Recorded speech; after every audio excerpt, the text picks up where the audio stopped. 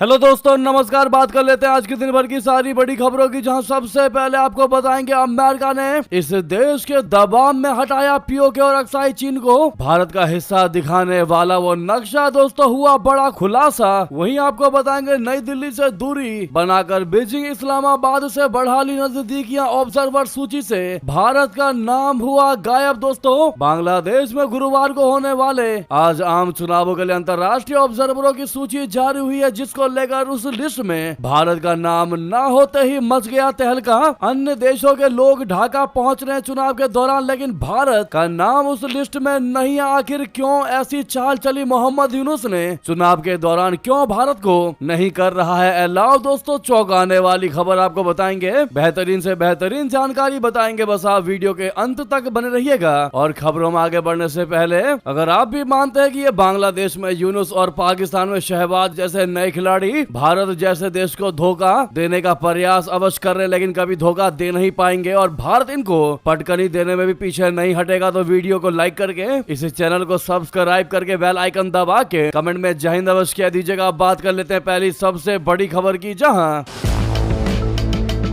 America ने पाकिस्तान के दबाव में हटाया पीओके और अक्साई चीन को भारत का हिस्सा दिखाने वाला नक्शा हुआ बड़ा खुलासा। दोस्तों, पाकिस्तान ने यह दावा किया है कि उसके विरोध के कारण यूनाइटेड स्टेट्स ट्रेड रिप्रेजेंटेटिव बोले तो यूएसटीआर ऑफिस ने अपने ऑफिशियल एक्स अकाउंट से भारत का मानचित्र हटाया है। दरअसल 7 फरवरी 2026 को यूनाइटेड स्टेट्स ट्रेड रिप्रेजेंटेटिव ने के ऑफिस ने भारत का एक नया आधिकारिक मानचित्र जारी किया था। इसमें पूरे जम्मू कश्मीर, पाकिस्तान अधिकृत कश्मीर, पीओके और अक्साई चीन को भारतीय क्षेत्र के रूप में दिखाया गया था। अमेरिकी व्यापार प्रतिनिधि कार्यालय ने इस मानचित्र को अब डिलीट कर दिया है। दोस्तों, डिलीट करने की खबर हमने कल आपको बताई थी, लेकिन इसके पीछे की वजह अब तक क्लियर नहीं हो पाई थी। लेकिन अब जो रिपोर्ट में बड़ा दावा किया है, वाकई में हमें पहले से ही इस बात का अंदाजा जरूर हो रहा था। दोस्तों, हमने आपको बताया ही होगा, गैस तो किया ही था कि इसके पीछे पाकिस्तान का ही दबाव या फिर पाकिस्तान का गिड़गिड़ाना हो सकता है। दोस्तों, और वही पाकिस्तान के इस दबाव की ही खबर है। दोस्तों, डॉन की रिपोर्ट के अनुसार पाकिस्तान ने ही अमेरिका के सामने भारत के मानचित्र को लेकर विरोध जताया था। इसके बाद सोमवार शाम को इस पोस्ट को हटा लिया गया। डॉन ने कहा कि भारत के मानचित्र को शुक्रवार शाम को साइट पर पोस्ट किया गया था, लेकिन सोमवार शाम तक इसको हटा दिया गया था, जो वीकेंड के बाद पहला वर्किंग डे भी था। रिपोर्ट में डिप्लोमेटिक सूत्रों के हवाले से बताया गया कि पाकिस्तान ने इस्लामाबाद में अमेरिकी दूतावास और वॉशिंगटन में स्टेट डिपार्टमेंट के अधिकारियों दोनों को अपना विरोध जताया है। रिपोर्ट में यह भी दावा किया गया है कि पाकिस्तानी अधिकारियों ने अमेरिकी अधिकारियों के सामने जोर देकर कहा कि यह मानचित्र अमेरिका की लंबे समय से चली आ रही और कही गई इस बात के उलट है कि जम्मू और कश्मीर एक विवादित इलाका है, जिसका आखिरी states United Nations security council यानी कि यूएनएससी के संबंधित प्रस्तावों के अनुसार तय किया जाना चाहिए।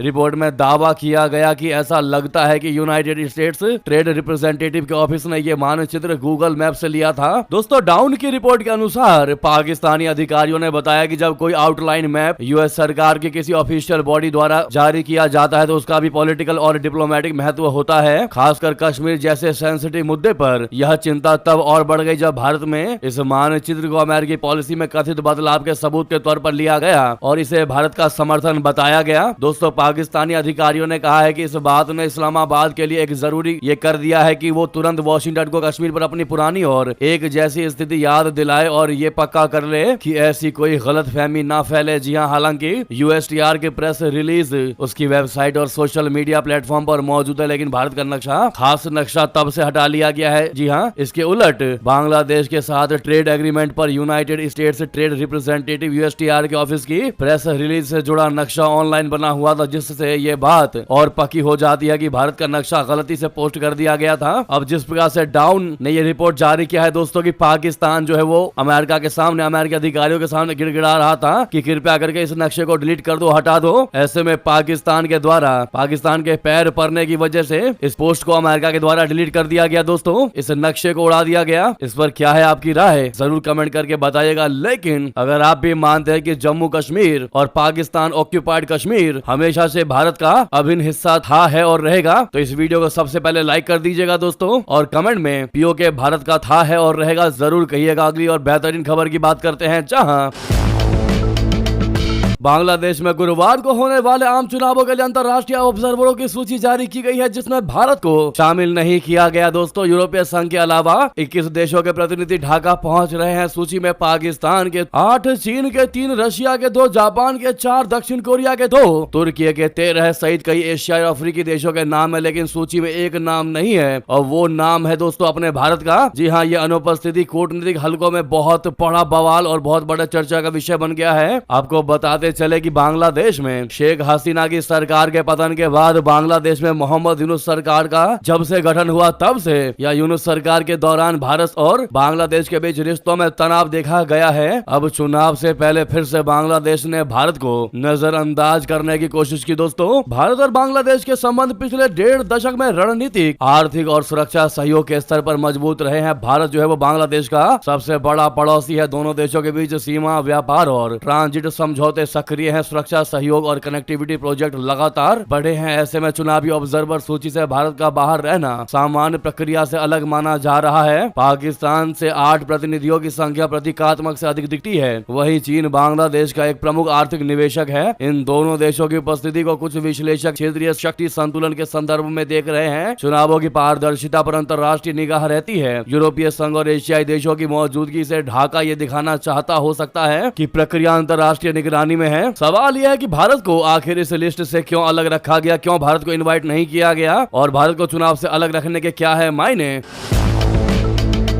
दोस्तों, बता दें, इससे तो ढाका ये दिखाना चाह सकता है कि चुनाव प्रक्रिया भारत प्रभाव से मुक्त है, इसमें भारत का कोई प्रभाव नहीं है। ऐसे में भारत को ऑब्जर्वर सूची से बाहर रखना राजनीतिक रूप से तटस्थता दिखाने का प्रयास हो सकता है। दोस्तों, आपको बता दें कि ढाका का चुनाव सिर्फ घरेलू राजनीतिक प्रक्रिया नहीं है, यह क्षेत्रीय कूटनीति का भी मंच बन गया है। भारत की अनुपस्थिति संयोग है या संकेत, ये आने वाले दिनों में आधिकारिक बयानों से स्पष्ट तो जरूर हो जाएगा, लेकिन इतना तो तय है दोस्तों कि दक्षिण एशिया की राजनीति में हर सूची, हर निमंत्रण और हर अनुपस्थिति अपने आप में एक बहुत बड़ा संदेश होता है। क्या लगता है आपको, बांग्लादेश में होने वाले इस आम चुनावों के लिए जो अंतर्राष्ट्रीय ऑब्जर्वरों की सूची जारी की गई है, इसमें बांग्लादेश ने जानबूझकर भारत का नाम नहीं डाला मोहम्मद यूनुस ने, या फिर भारत जाना ही नहीं चाहता बांग्लादेश, भारत ने मना कर दिया? क्या है इस पर आपकी राय दोस्तों? हालांकि ऑफिशियल जानकारी अभी तक नहीं आई है, अब देखना ही होगा इस पर भारत क्या कहता है। अगर बयान जारी होती है तो सबसे पहले आपको बताएंगे। हालांकि हमें तो यही लगता है कि मोहम्मद यूनुस की इसमें बड़ी चाल है, वो नहीं चाहता कि भारत अपना हस्तक्षेप इस चुनाव में करे। वहीं आपको बता दें, बांग्लादेश में चुनाव से पहले हिंदू समुदायों में काफी बेचैनी देखने को मिली। मुख्य धारा दलों से निराश दिखाई दिया हिंदू समुदाय और नई राजनीतिक पार्टियों की उठी मांग। दोस्तों, बांग्लादेश में होने जा रही इस ऐतिहासिक चुनाव से ठीक पहले वहां का हिंदू अल्पसंख्यक समुदाय असुरक्षा और चिंता के माहौल में जी रहा है। हर अगला दिन उनके लिए एक नई चुनौती लेकर आ रहा है। समुदाय के लोगों का क्लियरली अब कहना है कि वे देश की मुख्य धारा की राजनीतिक पार्टियां जैसे कि अवामी लीग और बीएनपी दोनों से खुद को ठगा हुआ महसूस कर रहे हैं, लेकिन वही जमात इस्लामी के फिर से मुख्य धारा की राजनीति में लौटने से उनकी चिंता और बढ़ गई है। भारतीय मीडिया ने राजधानी ढाका में हिंदू नागरिकों के एक ग्रुप से उनके विचार सुनने के लिए मुलाकात की। ढाका स्थित प्रसिद्ध ढाकेश्वरी नेशनल टेम्पल में हिंदू समुदाय के कई लोगों ने अपनी आशंकाएं और विचार साझा किए।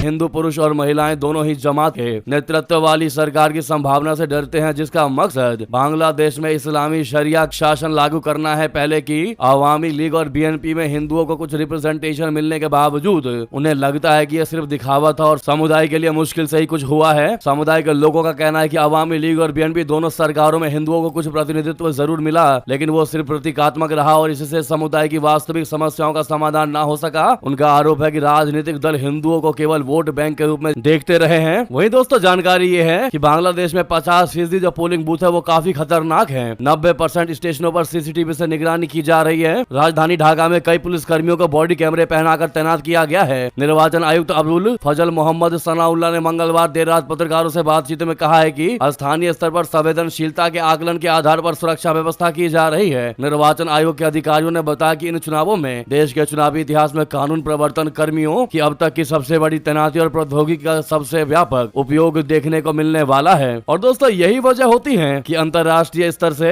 अन्य देशों के लोग जिस देश में चुनाव होते हैं वहां पर चुनाव प्रक्रिया को देखने जाते हैं, जिससे कि वो ये श्योर कर सके कि इस देश में चुनाव जो हुआ है वो लोकतंत्र के तरीके से हुआ है, चुनाव जो हुआ है वो सही तरीके से हुआ है, उसमें कोई धांधली नहीं हुई है। यही वजह होता है कि बाकी अन्य देश के प्रतिनिधि चुनावी देश में जाते हैं, लेकिन भारत को इस बार मना कर दिया गया। दोस्तों भारत को नहीं जाने दिया जा रहा, अब इसका खुलासा होना बाकी है। फिलहाल कमेंट जरूर करिएगा आपको क्या लगता है इस मुद्दे पर दोस्तों।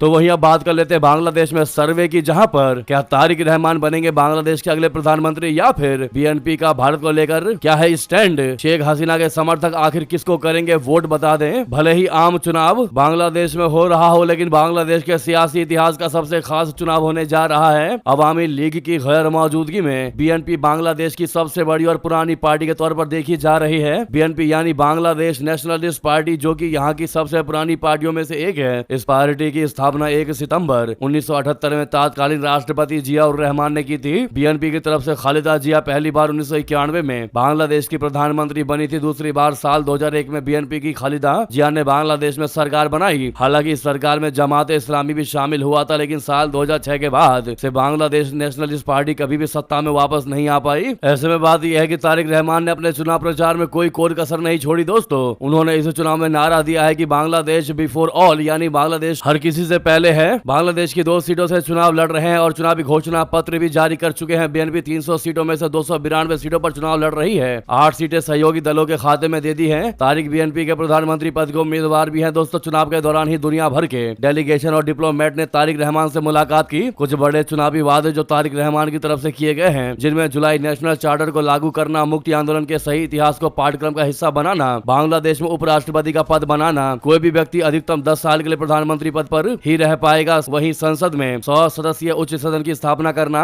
वहीं जुलाई 2024 में हुई हत्याओं और हिंसा की जांच के लिए स्वतंत्र जांच आयोग का गठन करना, साथ ही पड़ोसी देशों के साथ सहयोग और समानता की दोस्ती के लिए प्रतिबद्धता बढ़ाना, मुस्लिम देशों के साथ सहयोग को भी मजबूत करना। यानी ये 8 सबसे बड़े चुनावी वादे हैं जो तारिक रहमान की ओर से किए गए हैं। दोस्तों अगर बात करें बीएनपी के सामने चुनौतियां क्या है, तो आपको बता दें इसके अलावा बहुत सी फ्री योजनाओं का ऐलान भी तारिक रहमान की तरफ से किया गया है। उनके सामने सबसे बड़ी चुनौती जमात इस्लामी गठबंधन है, क्योंकि उसके साथ युवाओं की नई नवेली पार्टियां एनसीपी की गठबंधन है। ऐसे में तारिक रहमान के सामने चुनौती दोहरी है। एक तरफ जहां युवा वर्ग एनसीपी के साथ जा सकता है, तो वहीं दूसरी तरफ जो इस्लामी शासन के कट्टर समर्थक है वो जमात इस्लामी के साथ जा सकते हैं। और दूसरा सबसे बड़ा सवाल तो यह है दोस्तों कि शेख हसीना के समर्थक का अब किसको मिलेगा सपोर्ट। तो आपको बता दें तारिक रहमान का सबसे बड़ा फायदा उस वर्ग को मिल सकता है जो शेख हसीना का समर्थक रहा है, जो बीते कई चुनावों में शेख हसीना के लिए वोट करता है। बांग्लादेश में अभी जो मौजूदा स्थिति है, इस सियासी हालात में शेख हसीना की अवामी लीग के समर्थक जमात इस्लामी के साथ तो बिल्कुल नहीं जाएंगे। इसका लाभ तारिक रहमान को मिल सकता है। दोस्तों दरअसल शेख हसीना के समर्थक जमात इस्लामी को इसलिए नहीं स्वीकार कर सकते क्योंकि वो 1971 में बांग्लादेश मुक्ति आंदोलन के विरोध में खड़े थे। वहीं शेख हसीना ने अपने शासन काल में जमात इस्लामी पर कट्टरता फैलाने के कारण कई बार प्रतिबंध लगाए हैं। ऐसी परिस्थितियों में अवामी लीग के समर्थक अगर जमात का साथ नहीं देंगे तो उसका सियासी फायदा तारिक रहमान का बीएनपी होगा। दोस्तों वहीं भारत के साथ संबंधों को लेकर भी तारिक रहमान पर सभी की नजरें टिकी हुई है। बांग्लादेश की आम जनता पूरी तरह से ये चाहती है कि बांग्लादेश में जो भी सरकार बने वो भारत के साथ बहुत अच्छे तरीके से संबंध को रखे। जी हाँ, बांग्लादेश की जनता भारत को बहुत आदर और सम्मान के साथ देखती है। बांग्लादेश के लोग भारत के साथ संबंधों को हमेशा किसी भी अन्य देश से बहुत आगे रखती है। हाल ही में जब तारिक रहमान की माँ, आपको याद होगा, उनका निधन हुआ था, तब भारत के प्रधानमंत्री नरेंद्र मोदी जी ने खुद शोक संवेदना व्यक्त की थी। भारत के विदेश मंत्री डॉक्टर जयशंकर जी ने ढाका का दौरा किया था और खालिदा जिया के अंतिम संस्कार में शामिल हुए थे। इस दौरान भारत के विदेश मंत्री डॉक्टर जयशंकर जी ने प्रधानमंत्री नरेंद्र मोदी की तरफ से एक शोक संदेश भी तारिक रहमान को सौंपा था। ये चुनाव और उसके नतीजे दोनों ही तारिक रहमान और बीएनपी के सियासी भविष्य के लिए बड़े महत्वपूर्ण साबित होने वाले हैं। दोस्तों अब ऐसा लग रहा है कि इस चुनाव में तारिक रहमान ही बाजी मार सकते हैं, उन्हीं की पार्टी जीतेगी, जो अब तक के चुनावी रणनीतियों से हम समझ पा रहे हैं। दोस्तों बांग्लादेश की स्थिति को देखकर जो हम समझ पा रहे हैं, पूरा बहुमत तारिक रहमान को मिलने वाला है। आपको क्या लगता है दोस्तों, आप क्या सोचते हैं? विचार करके जरूर कमेंट करके बताइएगा। नेक्स्ट बेहतरीन खबर की बात कर लेते हैं, जहां भारत भी बचा बाल बाल दोस्तों ट्रंप को। स्विट्जरलैंड की प्रधानमंत्री ने किया कॉल तो ठोक दिया 9% अतिरिक्त टैरिफ। ट्रंप ने खुद किया ये कबूल दोस्तों। स्विट्जरलैंड की प्रधानमंत्री के बोलने का लहजा पसंद नहीं आया तो ट्रंप ने 9% टैरिफ और बढ़ा दिया। ये खुद अमेरिका के राष्ट्रपति डोनाल्ड ट्रंप कह रहे हैं। इससे पता चलता है कि ट्रंप जैसे लोगों से डील करना कितना मुश्किल काम है। अमेरिका अभी भी एक सुपर पावर है और अमेरिका अभी भी दुनिया के बाजार को किसी देश की अर्थव्यवस्था में उथल पुथल लाने की क्षमता रखता है, खासकर भारत जैसे देशों पर जिसकी इकोनॉमी अमेरिका से काफी जुड़ी हुई है। ऐसे में ये समझा जा सकता है कि ट्रंप से डील करने में भारतीय डिप्लोमेट को कितनी परेशानियां हुई होंगी दोस्तों। दरअसल डोनाल्ड ट्रंप ने फॉक्स न्यूज को एक इंटरव्यू दिया जिसमें उन्होंने साफ साफ स्विट्जरलैंड पर कहा कि एक बहुत अच्छा देश है स्विट्जरलैंड, जो कोई टैरिफ नहीं देता था, वो अपने सामान अमेरिका में बेचता था और अमेरिका के साथ उसका $42 अरब का व्यापार घाटा था और हम उनसे कोई टैरिफ नहीं वसूल रहे थे। तो मैंने सोचा कुछ टैरिफ तो ले लेना चाहिए, तो मैंने उन पर 30% का टैरिफ लगा दिया। डोनाल्ड ट्रंप ने आगे कहा कि 30% टैरिफ भी कम था, लेकिन हमने यही लगाने का फैसला किया। उसके बाद मेरे पास एक इमरजेंसी फोन आया और शायद मुझे लगता है कि वो स्विट्जरलैंड की प्रधानमंत्री का टेलीफोन था। वो बहुत एग्रेसिव थी, वो बहुत अच्छी है, लेकिन उस रात बहुत ज्यादा आक्रामक थी। वो कह रही थी कि हम बहुत छोटे देश है, आप ऐसा नहीं करते। जिस पर मैंने कहा कि हो सकता है आप छोटे देश हो, लेकिन $42 अरब का व्यापार घाटा है। उस पर उन्होंने कहा कि नहीं, हम बहुत छोटा देश है। वो फोन नहीं रख रही थी और बार बार यही दोहरा रही थी और वो जिस तरह से बात कर रही थी उसके बोलने का लहजा मुझे बिल्कुल पसंद नहीं आ रहा था। तो मैंने टैरिफ घटाने के बजाय 9% टैरिफ और बढ़ा दिया। मैंने 30% से बढ़ाकर टैरिफ को 39% कर दिया। यानी कि दोस्तों सोचिए कि ट्रंप को एक प्रधानमंत्री के बात करने का अंदाज पसंद नहीं आया तो उसने 9% का टैरिफ एक्स्ट्रा टैरिफ बढ़ा डाला। ऐसे में समझा जा सकता है कि भारत ने ट्रंप प्रशासन के साथ कैसे ट्रेड डील किया होगा। कई महीनों तक ट्रंप ने भारत पर 50% का टैरिफ लगाए रखा और अब जाकर टैरिफ कम करके 18% किया है, वो भी शर्तों के साथ। अमेरिका को अगर लगता है कि भारत रशिया से ज्यादा तेल खरीद रहा है तो ट्रंप ने 25% का अतिरिक्त टैरिफ फिर से थोपने की धमकी भी दे रखी है। हालांकि भारत और स्विट्जरलैंड में जमीन आसमान का अंतर है अमेरिका के लिए, ये चीज अमेरिका को भी पता है। वहीं आपको बता दें उधर अमेरिकी एयर स्पेस में घुसे मैक्सिको के ड्रोन मचा हड़कंप। एल पालो एयरपोर्ट हुआ बंद दोस्तों। टेक्सास में घुसे विदेशी ड्रोन्स, 10 दिन के लिए एयरपोर्ट बंद करने का ऐलान। जी हां, अमेरिका के टेक्सास में उस वक्त हड़कंप मच गया जब मैक्सिकन ड्रग्स कार्टेल के ड्रोन की कथित फौज की घुसपैठ के कारण अल पासो इंटरनेशनल एयरपोर्ट का हवाई क्षेत्र अचानक बंद करना पड़ गया। फेडरल एविएशन एडमिनिस्ट्रेशन बोले तो FAA ने सुरक्षा कारणों का हवाला देते हुए एयरपोर्ट को अगले 10 दिनों के लिए पूरे तरीके से बंद करने का चौंका देने वाला ऐलान कर दिया। इसकी वजह से एयरपोर्ट की सभी उड़ानें ठप हो गई। हालांकि ऐलान के कुछ घंटे बाद ही हवाई क्षेत्र को फिर से खोल दिया गया दोस्तों। अल पासो के हवाई क्षेत्र को मंगलवार देर रात बंद कर दिया गया था। एयरपोर्ट प्रशासन ने इंस्टाग्राम पर बताया था कि 20 फरवरी तक सभी कमर्शियल कार्गो और जनरल एविएशन उड़ानें रद्द रहेंगी। इस अचानक फैसले से करीब 7 लाख की आबादी वाले इस सीमावर्ती शहर में अफरा तफरी का माहौल बन गया। अल पासो न सिर्फ एक बड़ा रिहायशी इलाका है बल्कि ये मैक्सिको के सियुदाद जुआरेज शहर के साथ सीमाई व्यापार का एक प्रमुख केंद्र भी है। वहीं अगली खबर आपको बता दें, 77 फाइटर जेट, 23 टारगेट, 12,000 किलो विस्फोटक। जी हां, पाकिस्तान बॉर्डर के पास अब दिखेगी एयरफोर्स की ताकत। जी हां, पाकिस्तान बॉर्डर के पास जब इंडियन एयरफोर्स के 77 फाइटर जेट, 43 हेलीकॉप्टर और 8 ट्रांसपोर्ट एयरक्राफ्ट के साथ एक्सरसाइज वायु शक्ति में शामिल होंगे तो ये ऑपरेशन सिंदूर की भी झलक देंगे। 27 फरवरी को राजस्थान के पोखरण फील्ड फायरिंग रेंज में एयरफोर्स की एक्सरसाइज वायु शक्ति होने वाली है। ये 2 घंटे 35 मिनट तक चलेगी। 23 टारगेट होंगे और करीब 12,000 किलो विस्फोटक का इस्तेमाल होगा। एयरफोर्स के vice chief air marshal Nagesh Kapoor ने कहा है कि ऑपरेशन सिंदूर का संदेश साफ था कि आतंकवाद को बिल्कुल बर्दाश्त नहीं किया जाएगा। हमारी जमीन पर होने वाली हर आतंकी घटना का जवाब दिया जाएगा और इसकी कीमत चुकानी पड़ेगी। एक्सरसाइज वायु शक्ति के दौरान ऑपरेशन सिंदूर में की गई सटीक टारगेटिंग की झलक भी देखने को मिलेगी। ऐसे में all the best Indian army. आप लोग जरूर कमेंट में कहिएगा। नेक्स्ट खबर बता दें,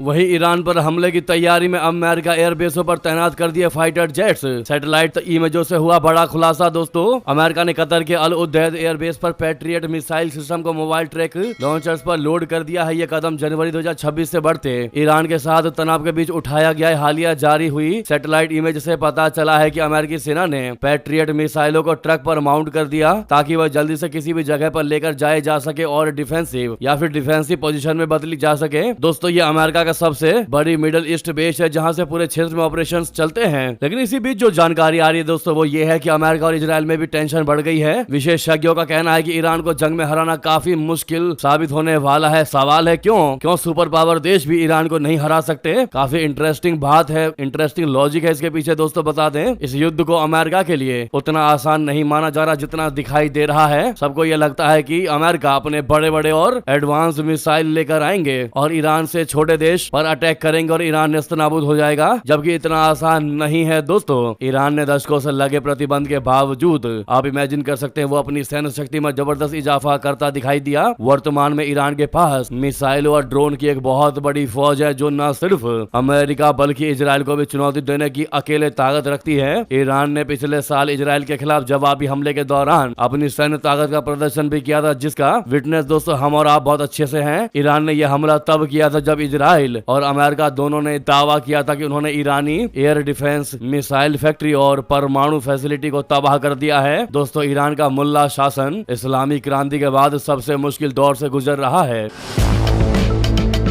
देश में लगातार इस शासन के खिलाफ विरोध प्रदर्शन हो रहे हैं। हालिया विरोध प्रदर्शनों को ईरान ने काफी सख्ती से कुचला है। ईरानी अर्थव्यवस्था की हालत बहुत खराब है। ईरान मुद्रा सबसे निचले स्तर पर है दोस्तों। राजधानी तेहरान समेत सभी बड़े शहरों में लोग इस्लामी शासन से नाराज है। ऐसे में अगर अमेरिका हमला करता है तो ईरान का मुल्ला शासन इसे अपना जनाधार बढ़ाने के लिए इस्तेमाल कर सकता है। इससे ईरान में भविष्य में लोगों का होने वाला विद्रोह खतरे में पड़ सकता है और शासन ऐसे लोगों के खिलाफ सख्त कार्रवाई कर सकती है। ईरान ने चेतावनी दे रखी है कि अगर उस पर हमला होता है तो वो मध्य पूर्व में अमेरिकी सैन्य ठिकानों पर जवाबी हमला कर सकता है। मध्य पूर्व में अमेरिका के पास 18 सैन्य अड्डे हैं जिनमें 40,000 से भी ज्यादा सैनिक तैनात हैं। ऐसे में ईरान अमेरिकी मिलिट्री बेस को बहुत ज्यादा नुकसान पहुंचा सकता है, जिससे सैकड़ों या हजारों अमेरिकी सैनिक मारे जा सकते हैं और ईरान इजराइल पर बड़े हमले कर सकता है, जिससे उसकी जिंदा रहने की काबिलियत कमजोर हो जाएगी और लाखों लोगों के लिए जमीन रहने लायक नहीं रहेगी। दोस्तों बात ये रही कि ईरान कैसे अमेरिका और इजराइल को अकेले धूल चटा सकता है, लेकिन वहीं दूसरी तरफ जवाबी कार्रवाई की वजह से